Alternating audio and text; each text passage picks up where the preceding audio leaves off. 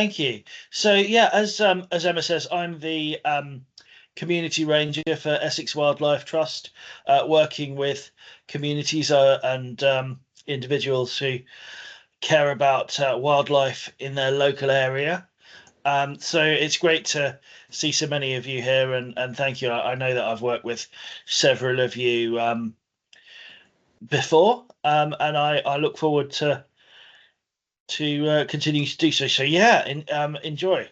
Um, so butterflies and moths are really the big ticket stars among the pollinators and on your wildflower borders. They are they are magnificent. They mean many things to many people.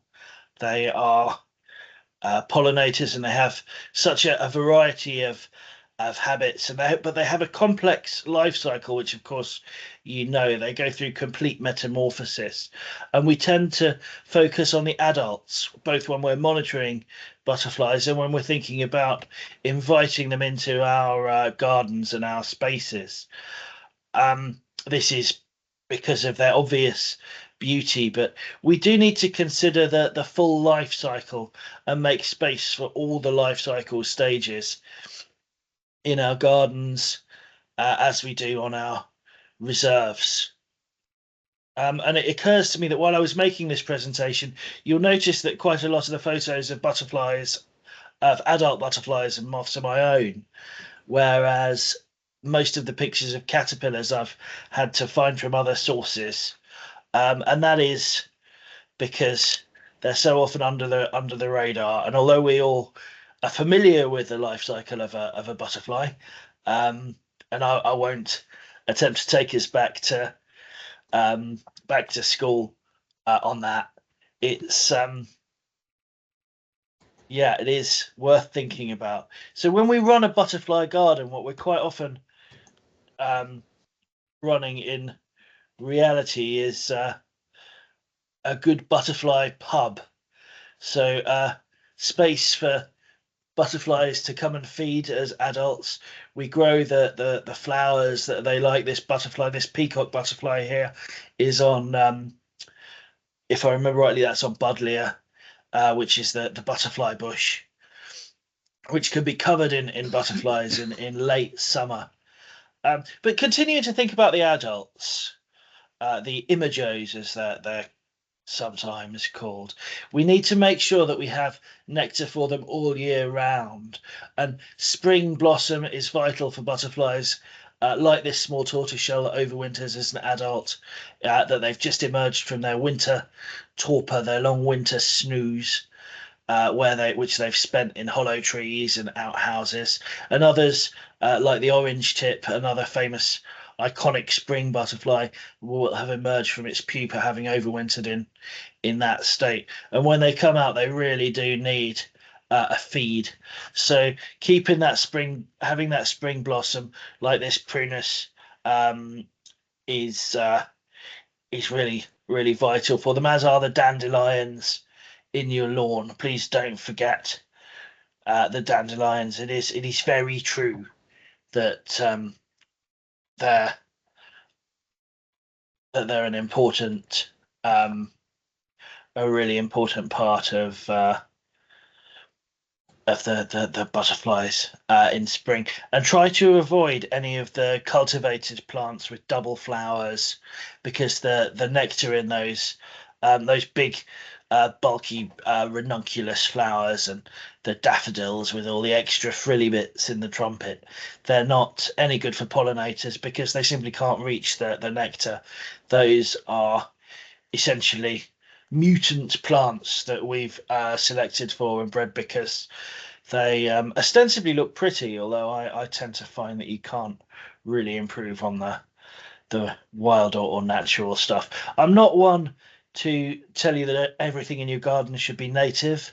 I'm certainly not. Plants like buddleia, like various cultivated and wild scabieuses, centaurea, verbena, great for providing nectar in the summer.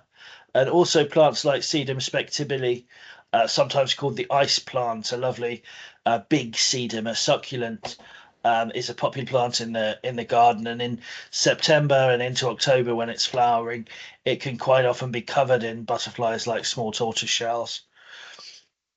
And yeah, and so that late summer and early summer, those are gaps that we need to make sure we fill with flowers for the adult butterflies. This red admiral here is preparing for migration at the end of the summer. These butterflies undertake, some red admirals hibernate in this country now, but many of them still do migrate and make that long journey south. I remember sitting on a nature reserve in Cumbria where I was working and seeing the red admirals hammering out across Morecambe Bay at speed of a September afternoon. And we can also consider plants for moths.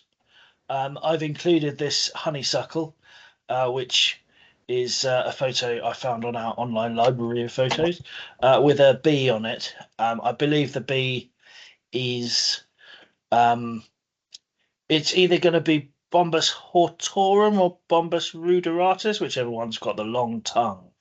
I always forget which is which. But the flowers like this honeysuckle with their long trumpets are really good for some of the moths, some of the hawk moths, like the hummingbird hawk moth and some of the night flying hawk moths as well, which are famous for their long proboscises that they dip into these long flowers to gather the nectar.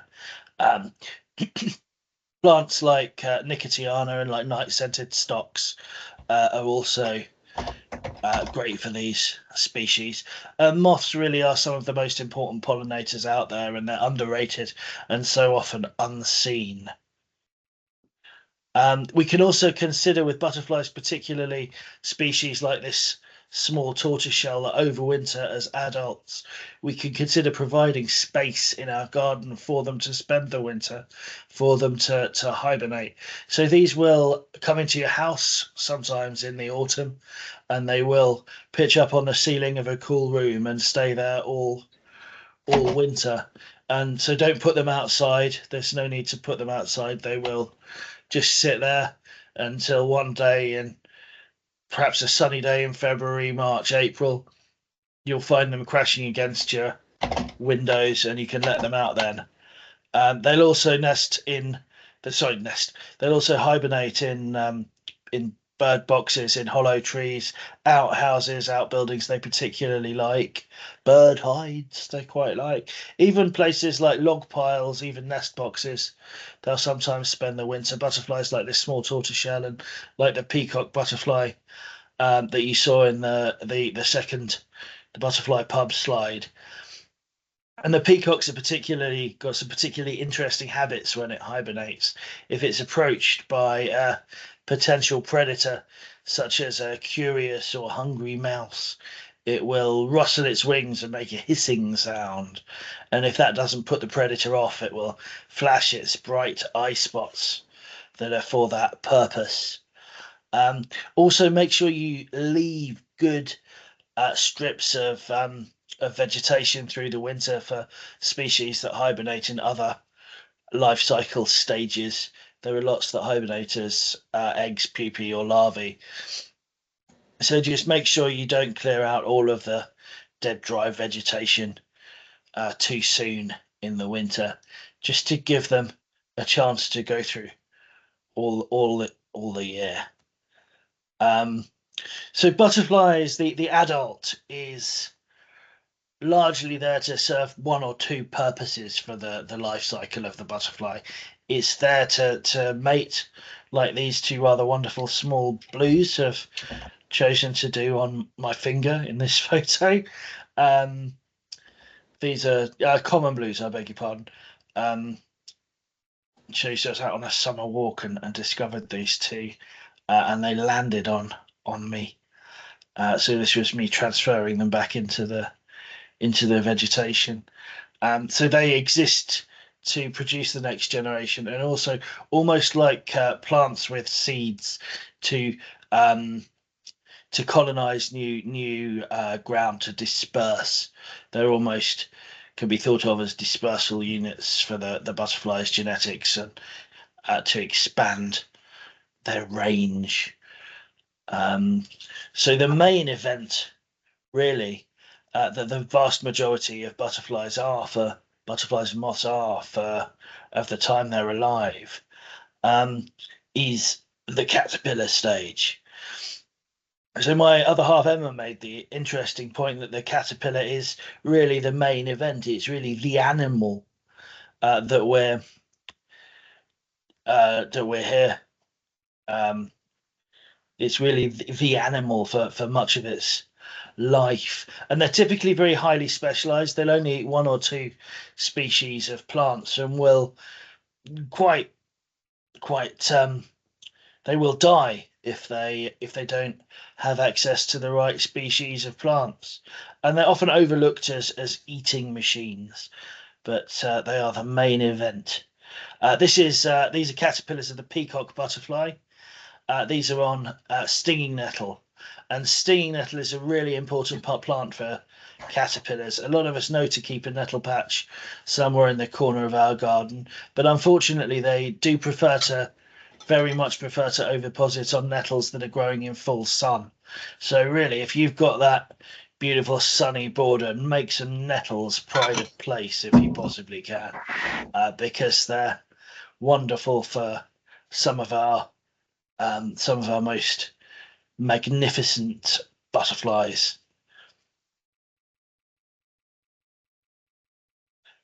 Among them, this peacock. So this is one that me and Emma actually raised in when we were living in Scotland. So that was raised on nettle. A farmer had glyphosated the nettles, with had sprayed them with weed killer, very sadly. But nettles are considered a noxious weed by many farmers. And indeed, I'm not here to tell you how to manage a meadow. I'm talking about gardening for butterflies, and they really are an important plant. And without nettles, you wouldn't get spectacular creatures like this. This is another nettle feeder. Again, this is a comma butterfly. Its wonderful ragged wing edges resemble a dead leaf when it's at rest. And it used to be quite a scarce butterfly, because the larvae only used to feed on hops, which obviously was grown quite popularly for the brewing industry.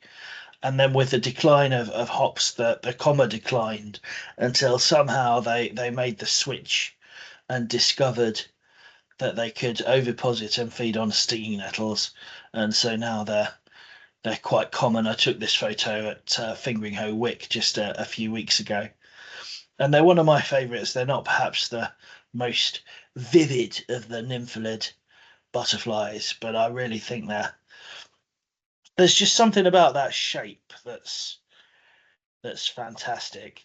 And this is the small tortoise shell, seen here, photo bombing this photo of a Raganica fulva soldier beetle, in a field of thistles, another plant that butterflies love.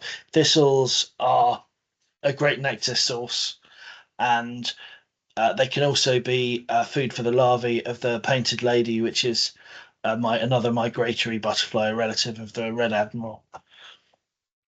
Another plant we could consider planting is violets. Some of the fritillaries, some of our most spectacular butterflies, these big orange and black checkerboards, feed as larvae, like this marsh fritillary larva on the right. They feed on violets. So letting some sweet violet or some dog violet grow under some of your trees is sometimes worthwhile, especially for the chap in South Warwickshire, because they're not common in Essex. The heath fritillary that we do have in Essex doesn't feed on violets. That feeds on a plant called common cow wheat. But yeah, some of these spectacular fritillaries, especially if you've got a big garden that backs onto wild spaces, it might be worth a try. This one I photographed in Scotland. You can probably tell by the bee beetles hanging out in the foreground. And this is every gardener's favourite. We had to tackle it eventually. So this is a large white butterfly larva, seen here munching on a big nasturtium flower. It's a rather beautiful caterpillar in black and yellow. I think they're quite characterful. I'm sure many of us remember raising these as kids um, when we were at school. Um, yeah, yeah. My dad, who's listening, used to help distribute caterpillars like this to schools as a science advisory teacher back in the late 80s. So I grew up very much with these, and they are very attractive caterpillars, and it's a very beautiful butterfly, um, in my in my view. But it is regarded as a pest because it feeds on caterpillars. Some people are even making claims like it's not native, which it's not. It is native. It's not native in the USA, where it's considered an invasive species. So don't believe everything you read on the internet, and consider where it's coming from as well. So to support this, if you can't stand it on your cabbages, if you're not prepared to let your cabbages grow some sacrificial nasturtiums and transfer any larvae that you find onto your nasturtiums. And grow nasturtiums anyway to support this lovely species and its relative, the small white, as well, with its little more cryptic green caterpillars. Or better still, cultivate some of the wild brassicas, or let some garlic mustard grow in your wildflower patch. So yeah, do look out for them. I think they are rather wonderful native species, and I think that it's an underrated butterfly anyway.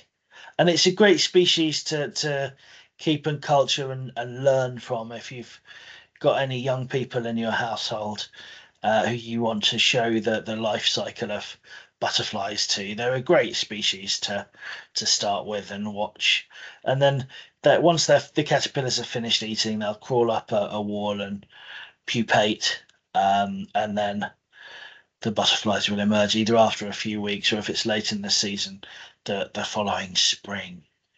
Um, yeah, so keep an eye for those. These are another two plants that you might consider trying to cultivate in your wildflower borders or in your wild patches in your garden. On the left is cuckoo flower, um, Cardamine pratensis, and on the right is garlic mustard. Both attractive little white flowers, and on the garlic mustard is one of the food plants that some of the whites can feed on, including the green veined white. But most popularly of all, this rather beautiful beast. This is a male orange tip butterfly. This one was at Canvey Wick just a few weeks ago, and their larvae feed on those two plants. The larvae will emerge from their eggs in late spring. It's a spring flying butterfly, and they'll feed through the summer and then overwinter as pupae. And yeah, and so this is the female again. I think they're very attractive insects. I really like that the green marbling on the underside of the hind wing. And so the larva will feed on cuckoo flower, garlic mustard, as you saw in the previous two slides. Um, and the butterflies are absolutely adorable, the most gorgeous creatures, and they always lay their eggs singly because the caterpillars are cannibals and will eat each other if they come across each other, which I thought was quite fun. Another species of a flower that you might get in your wildflower seed packs that you can grow in your lawn is this bird's foot trefoil, food plant of the common blue butterfly. The little chubby green caterpillars of this will sometimes be attended by ants. Most species of blue butterflies have some kind of relationship with ants. This is a distant relative, of course, of the large and Alcon blue butterflies that you've seen in various David Attenborough documentaries, making their way down into ant nests and eating the larvae. These don't do that, but they do have relationships with particular species of ants, which I find quite exciting. And the larvae, as I say, a little round, funny-looking green caterpillar, feeds on bird's foot trefoil. This is a holly blue, another lycaenid butterfly, a relative of the common blue that we've just seen, and it's another rather beautiful insect. I always think lycaenid butterfly adults have the most beautiful faces. I find them quite cute, with their big dark eyes. And so these are in abundance at present. They seem to be having quite a good year. I've On a sunny day, I'll look out of the window and see several just fluttering above the blackthorn on the washlands, um, opposite my house in South Woodham. And yeah, and so the larvae do eat holly, but they also eat the leaves of ivy.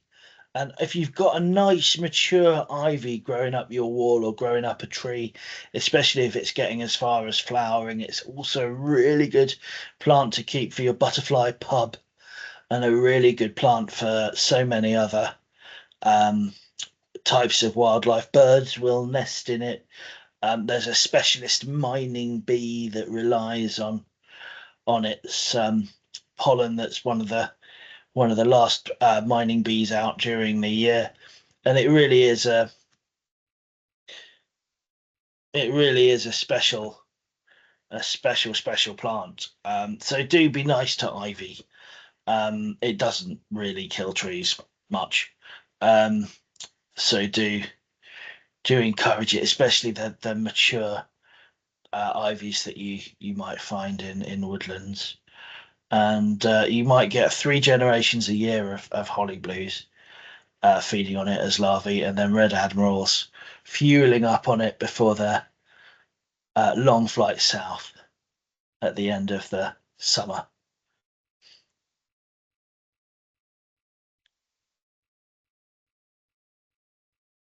So let a bit of your garden grow wild. Obviously, I've included these photos of these fantastic meadows, humorously, slightly, because I appreciate that not many of us here will have the kind of gardens where you can grow big meadows like that. But having a little wild patch where you mow it lightly at the end of the season, make sure you take away the arisings, just to promote some of the more delicate species of low nutrient soils.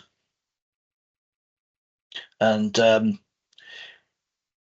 in areas like that, you'll provide larval food plants for these grass feeding species, like these two satirid butterflies, the browns. They're sometimes rather uninspiringly called, but I think they're very beautiful and charismatic.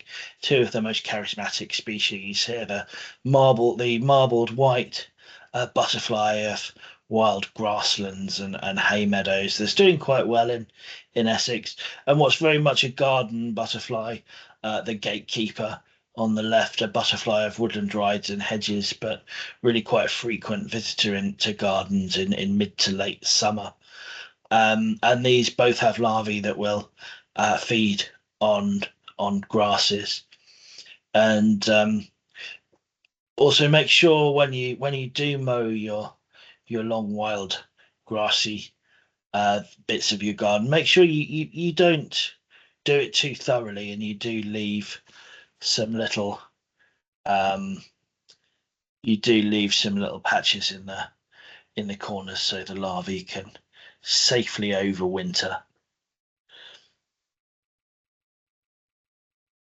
I've got to remember the arrow keys don't move the slide forward. Um, so that's this is another butterfly that is a larva, feeds on grasses. It's named for this county, but by no means confined to it. This is the Essex skipper, another butterfly that, if you're very lucky, might turn up in the wild corners of your garden. If not, perhaps its relatives, the small skipper, which is virtually indistinguishable. I only know this is an Essex skipper because I saw the other side of its antennae while I was taking its photo. Um, they're very, very hard to distinguish. And also the large skipper, which is more of a checkered pattern and is distinctly larger. They're quite moth-like, the skipper butterflies, but they are emphatically butterflies. I find them rather charismatic as well. And you can't go wrong just by allowing a little bit of flower-rich grassland to flourish in your garden. This that you can see here, a lot of these plants are just cornfield annuals out of a cornfield annuals seed mix. It's not a meadow per se. It's just a patch where you can get some of those lighter, softer grasses of more nutrient poor soils to flourish alongside some nectar giving flowers. We might Danielle has a webinar on that's in our series on creating meadows. If that's something to look at. And this is my version. This is one of the wild corners. It's got four wild corners actually, of my little patch in South Woodham. And we've got oxeye daisies there. We've got some of the grasses for the grass feeding species and various other bits. There's a buddleia in the corner.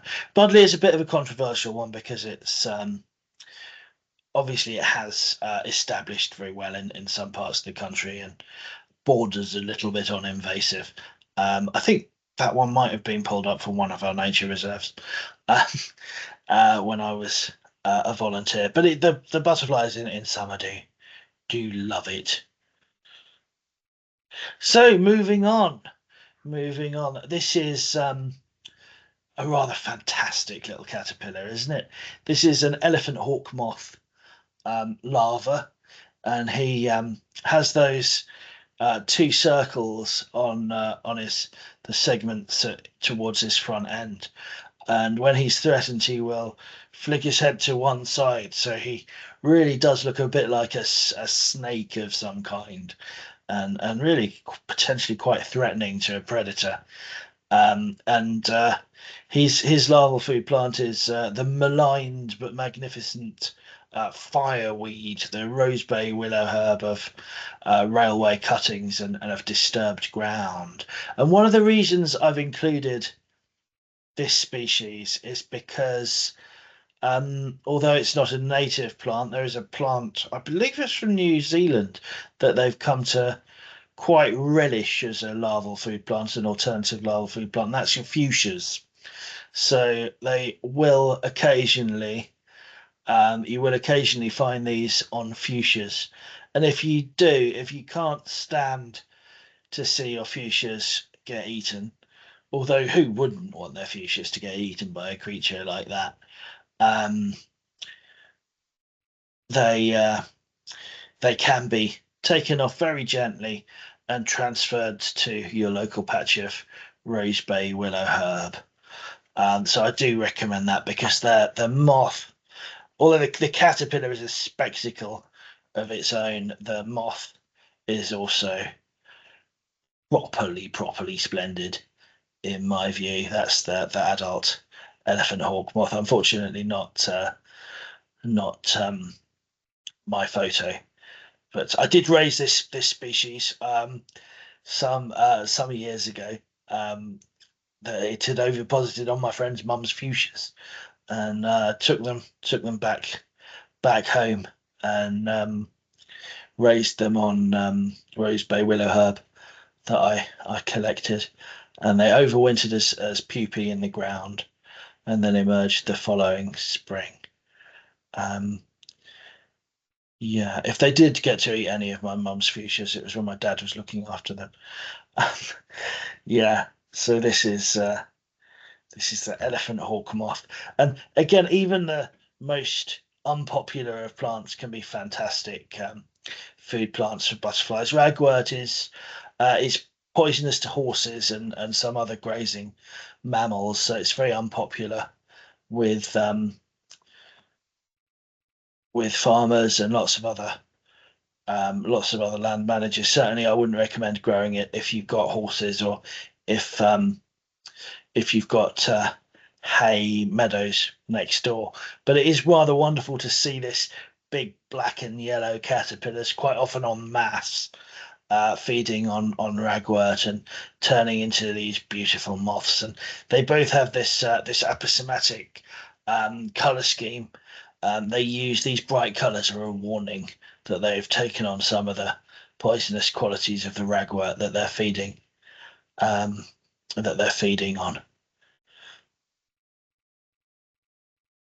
And this is another rather lovely beast. This is the lackey moth, um, so called apparently for the caterpillar because some time ago the very, very rich were fond of making their servants dress up in ridiculous stripy blue costumes, apparently. And this is one that you might find on your fruit trees potentially. It won't kill your fruit trees, it will just eat some of them, and that's fine in my view. Um, they're absolutely beautiful, and unlike some big hairy caterpillars, they're not urticating. I remember keeping these when I was about 6 years old, and they walked on the hands of 6 year old me quite with no ill effects at all. Um, so don't be put off these by any big hairy caterpillar invasions. Those stories tend to concern a species called the brown tail moth, which it does have urticating hairs, um, but is a native species, and people have been overhyping the risks it presents literally since the 17th century. Um, every few decades, there's an explosion of them. But that's not this. This is the lackey moth. Oh, we'll come back to that slide. That's in the wrong place. Um, yeah, so this is another of those fantastic moth caterpillars that I've just included really for its beauty. This is the vapor moth, another sometimes mistakenly persecuted species. The female vapor moth, the adult, is actually wingless. It's quite a strange mode of life. So she's wingless, and then the male um, flies and will come to find her to breed. So when you're growing a garden jungle in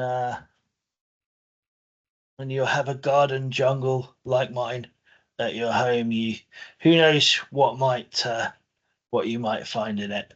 Perhaps a woolly bear, or even a garden tiger. Thank you. And then I'll go back to this slide. Sorry about that. So yeah, if you are gardening for butterflies and moths, um, do please get down to the Essex Wildlife Trust website and find out about Butterfly Seekers, which is a scheme that we're running throughout the summer, citizen science scheme to record butterflies, and also the Butterfly Conservation Big Butterfly Count. Um, is another citizen science scheme inviting you to watch butterflies in your garden for 10 minutes on over the course of a week around the turn of July and August, which is the approximate peak of butterfly emergence. And if you really get into that and you want to go the next step, you can always try running a moth trap. So this is a little actinic moth trap that I used to use in a previous role, and that is essentially a bucket with a lamp with a high UV content on top, and the moths, famously drawn to light, not so much attracted to light as it probably. That our best guess is that it confuses their navigation, so they attempt to fly at a constant angle to the light, and so they'll hit one of those fins and drop down into that bucket underneath, and that bucket underneath is full of dry egg boxes on which they can safely linger until morning, and you can really find some fascinating moths that way. It is quite addictive. We've been moth trapping, me and Emma, in our garden for this year, and we're already on about 20 species, but we're doing quite well. We've had some beauties. So yeah, I hope that there's some information there that's useful to you, and yeah, thank you. Thank you, John. That was great. Your knowledge and your passion really shone through there. I hadn't Thank been you very aware much. of the connection between the elephant hawk moth and the rose bay willow herb. I live, as you know, in an urban area where there's tons of the stuff. I shall be looking at it much more closely now because I Yes, love those caterpillars. they're fantastic, So aren't they? really interested to learn that. Thank you.